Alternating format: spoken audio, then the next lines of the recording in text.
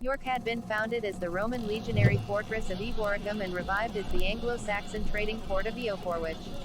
It was first captured in November 866 by Ivar the Boneless, leading a large army of Danish Vikings, called the Great Heathen Army, by Anglo-Saxon chroniclers, which had landed in East Anglia and made their way north, aided by a supply of horses with which King Edmund of East Anglia bought them, often by civil and fighting between royal candidates in the Anglian kingdom of Northumbria between the leaders of its two sub-kingdoms, Bernicia and Deira. Declaring a truce, the rivals for the throne of Northumbria joined forces but failed to retake the city in March 867, and with their deaths Deira came under Danish control as the Kingdom of Northumbria, and the Northumbrian royal court fled north to refuge in Bernicia. A Viking attempt against Mercia the same season failed, and in 869 their efforts against Wessex were fruitless in the face of opposition from Kings Ethelred and Alfred the Great. The Archbishop, Wulfhere, seems to have temporized and collaborated with the Norse, for he was expelled from York when a Northumbrian uprising in 872 was only temporarily successful. He was recalled and held his seat until his death. The Viking king Guthred was buried in York Minster, a signal that he and the Archbishop had reached a lasting accommodation. All the Viking coinage appears to have emanated from the Mint at York, a mark of the city's unique status in Northumbria as an economic magnet. York's importance as the seat of Northumbria was confirmed when the Scandinavian warlord, Guthrum, headed for East Anglia, while Halfdan Ragnarsson seized power in 875. Nothing distinctive in the archaeology of the Eurotas River Valley identifies the Dorians or the Dorian-Spartan state.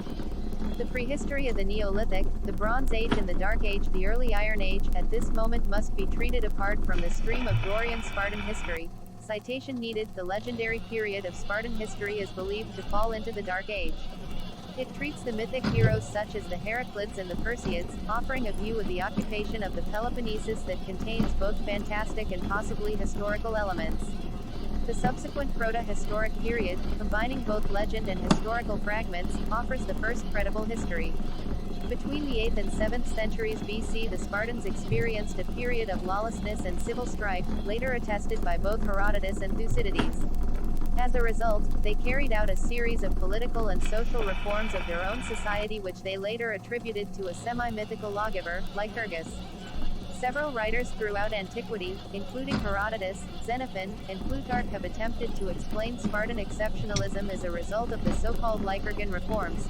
Xenophon, Constitution of the Lacedaemonians, Chapter 1. Classical Sparta. In the Second Messenian War, Sparta established itself as a local power in the Peloponnesus and the rest of Greece. During the following centuries, Sparta's reputation as a land-fighting force was unequaled. At its peak around 500 BC, Sparta had some 20,000–35,000 citizens, plus numerous helots and perioikoi.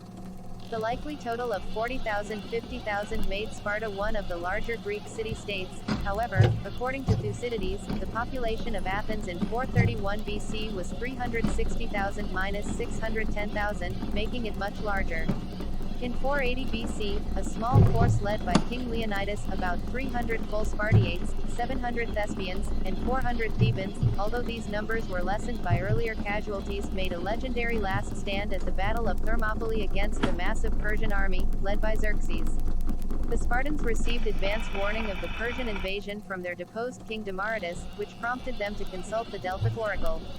According to Herodotus, the Pythia proclaimed that either one of the kings of Sparta had to die or Sparta would be destroyed.